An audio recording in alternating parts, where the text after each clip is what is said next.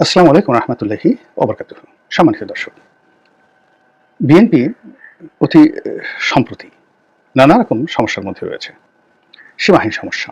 এবং সেই সমস্যা থেকে বের হওয়ার জন্য বিএনপির একমাত্র উপায় হলো একটি নির্বাচন, এবং সেই নির্বাচনের মাধ্যমে রাষ্ট্র ক্ষমতা লাভ। এবং সেই রাষ্ট্র ক্ষমতা যদি তারা লাভ করতে না পারে, তাহলে সামনের যে দিনগুলো, সেই দিনগুলোতে দলের অস্তিত্ব নিয়ে টানাটানি লেগে যাবে। যেভাবে বিভিন্ন এলাকাতে বিএনপির মধ্যে দলাদলি শুরু হয়েছে, অন্তর্দ্বন্দ্ব শুরু হয়েছে, মারামারি, হানাহানি, কাটাকাটি শুরু হয়েছে। প্রত্যেকটা জেলা শহর, প্রত্যেকটা উপজেলা শহর, ইউনিয়ন থেকে শুরু করে ওয়ার্ড পর্যায়ে বিএনপি নেতাকর্মীরা বিভিন্ন ভাগে বিভক্ত হয়ে যেভাবে হানাহানি, কাটাকাটি করছে, মারামারি করছে, তাতে করে এই দলটির যে অস্তিত্ব, সেই অস্তিত্ব হুমকির মুখে পড়েছে। এক, দলের কোনো সেন্ট্রাল কোনো কমান্ড নেই। সেন্ট্রাল কোনো কমান্ড নেই, অর্থাৎ তারেক রহমান সাহেব বহিষ্কার করছেন, রিজভী সাহেব চিঠি ইস্যু করছেন, এ পর্যন্তই। কিন্তু দলের মধ্যে এমন কোনো শক্তিশালী নেতা নেই যিনি তার একটি হুমকি দিয়ে পুরো এই যে বিশৃঙ্খলা দলের মধ্যে, এটিকে নিবারণ করতে পারেন, অথবা দলের মধ্যে এমন কোনো ম্যাগনেটিক নেতৃত্ব নেই যিনি কিনা এই সমস্যাগুলো সাংগঠনিকভাবে সমাধান করতে পারেন। এই দলটি এখন মূলত মিডিয়া নির্ভর।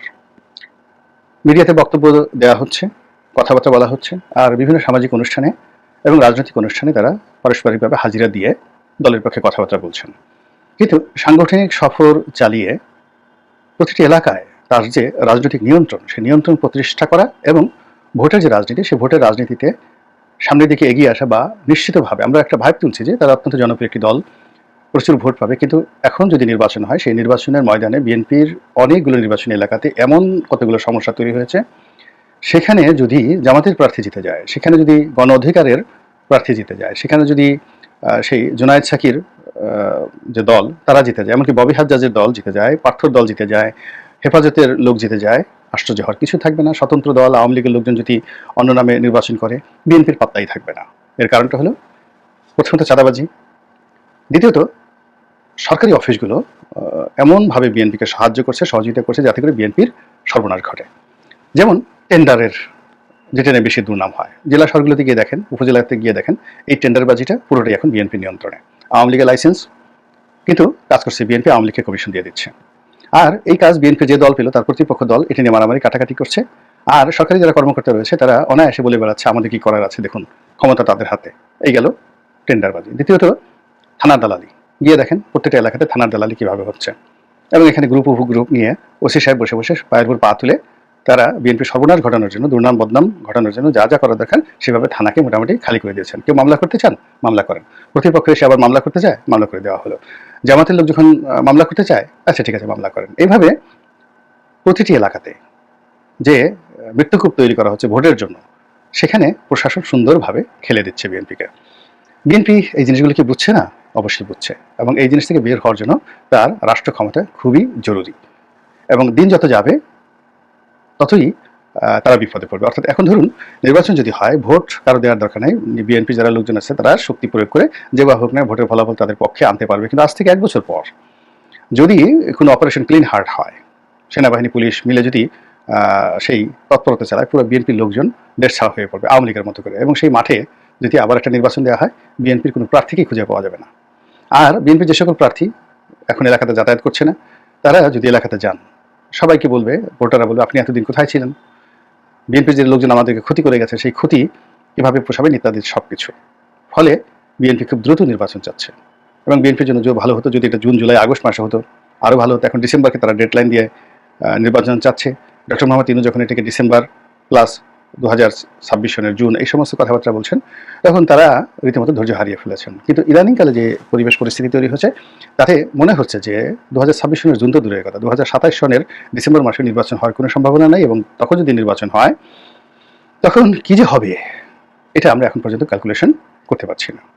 আর এইরকম যখন একটা অনিশ্চয়তা চলছে, ঠিক সেই সময়টিতে ডক্টর মোহাম্মদ ইউনূসের দুটো বৈদেশিক সফর, প্রথমত চীন সফর, দ্বিতীয়ত বিমস্টেক সম্মেলনে মিস্টার নরেন্দ্র মোদীর সঙ্গে তার বৈঠক। এই দুটো বৈঠকই তার হাতকে শক্তিশালী করেছে, তার ব্যক্তিত্বকে সুদৃঢ় করেছে, এবং তাকে যারা নেহায়েত দুর্বল এবং অরাজনৈতিক ভাবতেন, তাদের জন্য একটা রীতিমতো চপেটাঘাত শুরু হয়েছে। তিনি যেভাবে চীনকে ম্যানেজ করেছেন এবং চীন যেভাবে তার কাছে ধরা দিয়েছে, ফলে চীনের সঙ্গে যদি জনাব তারেক রহমানের কোনো সম্পর্ক থেকে থাকে, বিএনপির সাথে যে সম্পর্কগুলো থেকে থাকে, সেই সম্পর্কের চাইতে দৃশ্যত ডক্টর মোহাম্মদ ইউনূসের সাথে যে সম্পর্কটি এটি মোর ভায়াবল মনে হচ্ছে, এবং এই ভায়াবল সম্পর্কের উপর ভিত্তি করে ডক্টর ইউনূস এটিকে মার্কেটিং করবেন, এটিকে তিনি এগিয়ে নেবেন। চীনের কর্মকর্তারা বাংলাদেশে আসবেন, বাংলাদেশের কর্মকর্তারা চীনে যাবেন, বিনিয়োগ আসুক বা না আসুক, চীনের সঙ্গে তার যে সম্পর্ক, এই সম্পর্কটিকে কীভাবে কাজে লাগিয়ে তিনি চীন থেকে যেভাবে বেজিং ইউনিভার্সিটি থেকে একটি ডক্টরেট নিয়েছেন, এভাবে চীনের বলে একটি কর্মকর্তা, সেটা ভাইস প্রেসিডেন্ট হোক, এমনকি প্রেসিডেন্ট যদি বাংলাদেশে আসেন, তাকে যদি ঢাকা বিশ্ববিদ্যালয়ে নিয়ে একটি সংবর্ধনা দেওয়া যায়, এটি অন্তত 1 মাস বাংলাদেশকে উদ্বেলিত করবে। আসছে আসছে আসছে আসছে এর কারণ আমাদের ইকোনমিটা এমন একটা পর্যায়ে আছে এই মুহূর্তে, যে পর্যায় থেকে আসলে আমাদের আসলে খুব বৈদেশিক সাহায্য তেমন কিছু দরকার নাই। যেভাবে রেমিটেন্স আসছে এবং যেভাবে এখন রপ্তানি হচ্ছে, ফলে আমাদের বৈদেশিক রিজার্ভের যে পরিমাণ, এটা বাড়তে থাকবে। দ্বিতীয়ত, আমাদের যে ক্রয় ক্ষমতা, সেই ক্রয় ক্ষমতা কমে যাওয়ার কারণে আমদানি কমতে থাকবে। আর আমদানি কমার সঙ্গে সঙ্গে যে জিনিসটা হচ্ছে, আমাদের যেহেতু একটি অরাজনৈতিক সরকার, যে বছরে প্রায় 300 কোটি টাকার যে এডিবি হয়, অর্থাৎ এলাকাতে 40 দিনের কর্মসূচি, বিভিন্ন সামাজিক কর্মসূচি সব মিলে প্রায় 3 লক্ষ কোটি টাকা, অর্থাৎ যদি 6 লক্ষ কোটি টাকার বাজেট হয়, অর্ধেকটাই এভাবে আসলে এডিবিতে চলে যাবে, বা 7 লক্ষ কোটি টাকার হলে অর্ধেকই এডিবিতে চলে যাবে 3 লক্ষ কোটি টাকার। এই 3 লক্ষ কোটি টাকার মধ্যে এই বছর যে বাজেট, সেখানে 1 লক্ষ কোটি টাকা হলে হয়ে যাবে। এই কারণে লেখার রাস্তাঘাট নষ্ট হয়ে যাচ্ছে, যা কিছু হচ্ছে, এটা নিয়ে সবই কেউ মানে এই মুহূর্তে ওটা জাতীয় নিউজে আসবে না, ওটা ডক্টর মোহাম্মদ ইউনূসের কোনো রকম সমস্যার সৃষ্টি করবে না। এলজিডি রাস্তাগুলো, রোডস অ্যান্ড হাইওয়েজের রাস্তাগুলো, তারপর শেষে কিছু মাটির রাস্তার কাজ, এলাকাতে কর্মসৃজন যে সকল প্রকল্প রয়েছে, সব মিলিয়ে 3 লক্ষ কোটি টাকার যে একটা বার্ডেন, এখান থেকে কমিয়ে 2 লক্ষ কোটি টাকা যদি হয়, তাহলে 1 লক্ষ কোটি টাকা থাকবে। এটা দিয়ে টুকটাক কিছু কাজকর্ম করা, আর হলো বিদেশির যে ঋণগুলো রয়েছে সেই ঋণগুলো পরিশোধ করা, আর সরকারি কর্মকর্তাদের বেতন দেওয়া। সব মিলিয়ে এখন যে ইনকাম রয়েছে, আমাদের কাস্টমস, আবগারি শুল্ক থেকে যা কিছু আসছে, ভ্যাট থেকে যা কিছু আসছে, অন্যান্য যা কিছু আসছে, ডক্টর মোহাম্মদ ইউনূস চোখ বুঝে তিনি যদি এডিবি কমিয়ে ফেলেন, রাজনীতিতে টাউটারি, বাটপারি, টেন্ডারিবাজি কমিয়ে ফেলেন, টাকা পয়সার কমানো যায়, তাহলে বিশ্বের যে কোনো এম্বার্গো দেখ না কেন, কোনো দেশের সঙ্গে ব্যবসা বাণিজ্য, বিদেশি বিনিয়োগ না হলেও তার কিছু আসে যায় না। এমনকি বাংলাদেশের সবগুলো গার্মেন্টস বন্ধ হলেও তার কিছু আসবে যাবে না, বিকল্প ব্যবস্থা তৈরি হয়ে যাবে। তো এই যে একটা অবস্থা তিনি পেয়ে গেছেন, এখন তাকে যে জিনিসটা দরকার, সেটা হলো অভ্যন্তরীণ রাজনীতিকে কুল রাখা। আর অভ্যন্তরীণ রাজনীতিকে কুল রাখার জন্য যেটি দরকার, সেটি হলো আওয়ামী লীগ যেটি করেছে, বিএনপির অনেক নেতাকে তারা কিনে নিয়েছে, তারপরে রাজপথের অনেক নেতাদেরকে তারা কিনে নিয়েছে, তাদেরকে ডিজিএফআই দালাল বানিয়ে, কখনো জেলে নিয়ে, কখনো টাকা দিয়ে, কখনো বিদেশে পাঠিয়ে, কখনো হুমকি দিয়ে, ধামকি দিয়ে, যেভাবে তাদেরকে 15টি বছর একেবারে মেরুদণ্ডহীন করে রাখা হয়েছে, সেই মেরুদণ্ডহীন লোকগুলোই এখন বাংলাদেশের রাজনীতির যাকে বলা হয় প্রাণপুরুষ। ফলে এরা রাতারাতি ডক্টর মোহাম্মদ ইউনূসের বিরুদ্ধে মেরুদণ্ড সোজা করে দাঁড়াতে পারবেন না। এদের মেরুদণ্ড তৈরি হওয়ার আগেই এদের যে বয়স হয়ে গেছে, এদেরকে কবর যেতে হবে। আর তরুণ যারা রয়েছেন, তাদেরকে ব্যাপার হলো যে হাড্ডি যদি একবার ভেঙে যায়, বা হাড্ডি যদি একবার বেঁকে যায়, ওটাকে আর সোজা করা যায় না। কাজেই যদি 30 বছরের নিচে বা 40 বছরের নিচে যে সকল তরুণ রাজনীতিবিদ রয়েছেন, যারা একবার ক্যান্টনমেন্টে গিয়েছেন, যারা একবার ডিজিএফআইয়ের কাছ থেকে টাকা নিয়েছেন, এনএসআই টাকা নিয়েছেন, আওয়ামী লীগের টাকা নিয়েছেন, দালালি করেছেন, জেল খেটেছেন, ভয় পেয়েছেন, হারুনের ভাতের হোটেলে গিয়ে ভাত খেয়েছেন, তারা ডক্টর মোহাম্মদ ইউনূসের যারা লোকজন এই মুহূর্তে ওই পদ পদবিতে আছেন, তারা ডাকলেও তারা আব্বা আব্বা করে সেখানে চলে যাবেন, এবং আগে যেভাবে ভয় পেতেন ওইভাবে তারা ভয় পাবেন। ফলে এটা ডক্টর মোহাম্মদ ইউনূসের জন্য কোনো সমস্যা নয় যে রাজনীতির অঙ্গনে যারা নেতৃবৃন্দ রয়েছেন, তাদের একটা বিরাট অংশকে এইভাবে ছলে বলে কৌশলে, আওয়ামী কৌশলে তাদেরকে নিয়ন্ত্রণ রাখা। বাকি থাকে জনগণ। আমজনতা মাঝে মধ্যে রাগ হয়ে যায়।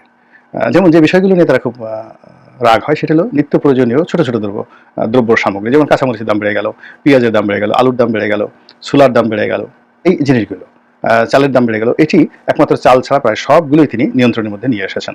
চালের দামও নিয়ন্ত্রণের মধ্যে যদি থেকে যায়, জনগণকে আপনি নড়াতে পারবেন না, তারা বলবে না থাকুক না, অসুবিধা কি, শুধু একটা আউটবাট পাড়া আসার চাইতে থাকুক।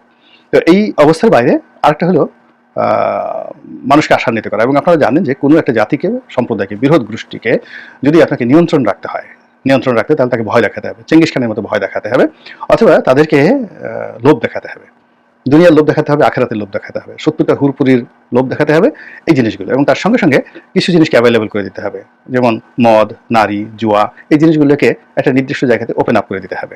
ওপেন আপ করে দিলে এই একটা বিশেষ সম্প্রদায়, তারা আর এই বিষয় নিয়ে নড়াচড়া করে না, মানে আন্দোলন বিপ্লব দূরের কথা, কোনো জিনিস ওদিকে তাকায় না, সারাদিন শুধু ঝিমোতে থাকে। গণজাগরণ মঞ্চের যে উচ্ছ্বাস ছিল, তাদের একটা বিরাট অংশ একটা সময় যখন তাদের বিরুদ্ধে গাঁজা এবং বিরিয়ানি, এই দুই থেরাপি প্রয়োগ করা হলো, দেখা গেল সেই ঐক্যটা ভেঙে গেল।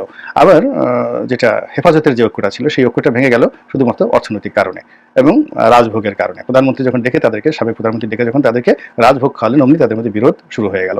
তো এই জিনিসগুলো এখনো হতে পারে, এবং সেই বিষয়গুলো চলছে। আর সর্বশেষ যে বিষয়টা হলো যে আমরা সবসময় সাদা চামড়াদের মানুষদেরকে পছন্দ করি, বিদেশিদেরকে ভয় পাই, এবং বিদেশিরা কে কি বললো এটি নিয়ে সারাদিন আমরা আলোচনা করতে থাকি। বাংলাদেশ টেলিভিশন কি বললো, তার চেয়ে বিবিসি কি বললো, সেটা নিয়ে আমরা বেশ উদ্গ্রীব সবসময় থাকি। তো সেই জিনিসটি, অর্থাৎ বিদেশি সাদা চামড়াদের মানুষদেরকে নিয়ন্ত্রণে রাখা, তাদের কাছ থেকে বিবৃতি আনা, বিদেশি পত্রপত্রিকায় রিপোর্ট ছাপানো, এই যাবৎকালে বাংলাদেশে যত লোক ক্ষমতায় বসে আছে তাদের সবার প্রিন্সিপাল হলেন ডক্টর মোহাম্মদ ইউনূস। যদি আপনি শেখ হাসিনার কথাই ধরেন বা খালেদা জিয়ার কথা ধরেন, তারা যদি এই বিদেশি গণমাধ্যমকে নিয়ন্ত্রণ করা, গণমাধ্যমকে ইনফ্লুয়েন্স করা, তাদের মাধ্যমে কোনো রিপোর্ট ছাপানো, এই সবগুলোর ক্ষেত্রে শেখ হাসিনা, বেগম খালেদা জিয়া, তারেক রহমান সাহেব, জয়, তাদেরকে যদি আপনি প্রাইমারি স্কুলের ছাত্র বা ছাত্রী হিসেবে ট্রিট করেন, তাহলে ধরে নেবেন যে ডক্টর মোহাম্মদ ইউনূস হলেন ঢাকা বিশ্ববিদ্যালয়ের ভাইস চ্যান্সেলর। তো এই ভাইস চ্যান্সেলর যেভাবে প্রচার করবেন আগামীতে সারা দুনিয়ার সঙ্গে তার যে সম্পর্ক, যেভাবে ইতিমধ্যে তিনি কথা নাই বার্তা নাই পূর্ব তিমুরের প্রেসিডেন্টকে নিয়ে আসছেন বাংলাদেশে, নোবেল লরির তার বন্ধু, তার সাথে দেখা করার জন্য মালয়েশিয়ার প্রধানমন্ত্রী আনোয়ার ইব্রাহিম চলে আসছে, তার বন্ধু মানুষ, এবং এরকম আরো অনেক কর্মকাণ্ড, তার বন্ধু অ্যান্থনি গুতেরেস বাংলাদেশে চলে আসছে কোনো কারণে, এখন খামোখা আননেসারি বাংলাদেশে আসছে। কিন্তু আমরা সবাই এই জিনিসগুলো নিয়ে অন্তত 7 দিন ব্যস্ত থেকেছি। তো 3টি ঘটনাতে যদি 3 সাথে 21 দিন ব্যস্ত থাকি, আবার তিনি সেই কত জায়গায় গেলেন, তার প্রতিটি ভ্রমণ নিয়ে আমরা 10 দিন, 8 দিন, 15 দিন, এমনকি 1 মাস পর্যন্ত ব্যস্ত থেকেছি, তর্ক করেছি, বিতর্ক করেছি। তো তিনি বুঝে গেছেন যে কি করে আমাদেরকে এনগেজমেন্টে রাখতে হয়। তো এরকম অতি সম্প্রতি তিনি যে বিমস্টেক বৈঠক করিলেন এবং নরেন্দ্র মোদীর সঙ্গে তিনি যে বৈঠক করে আসলেন, সেই বৈঠকের ফলাফল ইতিবাচক নেতিবাচক যাই হোক না কেন, 1 নম্বরে যেটি একেবারে শতভাগ কনফার্ম যে নির্বাচনটা পিছিয়ে যাচ্ছে। আর সেই নির্বাচনটা যদি, অর্থাৎ ডক্টর মোহাম্মদ ইউনূস যেটি বলেছেন যে 2026 সনের জুনে হতে পারে, এটি আর এখন তিনি বলবেন না। এই বিষয়ে তিনি কোনো কথাই বলবেন না, সাক্ষাৎকারই দিবেন না। কোনো বাংলাদেশি সাংবাদিকদের সঙ্গে তিনি আর এই ব্যাপারে কোনো কথাই বলবেন না। রাজনীতিবিদদের সঙ্গে তিনি এখন আর, নরেন্দ্র মোদীর সাথে বৈঠক করার পর তিনি আর পলিটিক্যাল পার্টির নেতাদেরকে আর পাত্তাই দিবেন না, কথাই বলবেন না। এটাই স্বাভাবিক। ফলে কি হচ্ছে বুঝতে পারেন, বৃহত্তর দল হিসেবে বিএনপির প্রথমে মন খারাপ হবে, তারপরে রাগ হবে, তারা রাস্তায় নামার চেষ্টা করবেন। আর রাস্তায় তারা কতটা সফলতা দেখাতে পারেন কি পারেন না, সেটা দিয়ে আমি এখন আর কোনো কিছু বললাম না। আল্লাহ আমাদের সবাইকে হেদায়েত দান করুন এবং হেফাজত করুন। আসসালামু আলাইকুম ওয়া রাহমাতুল্লাহি ওয়া বারাকাতুহু।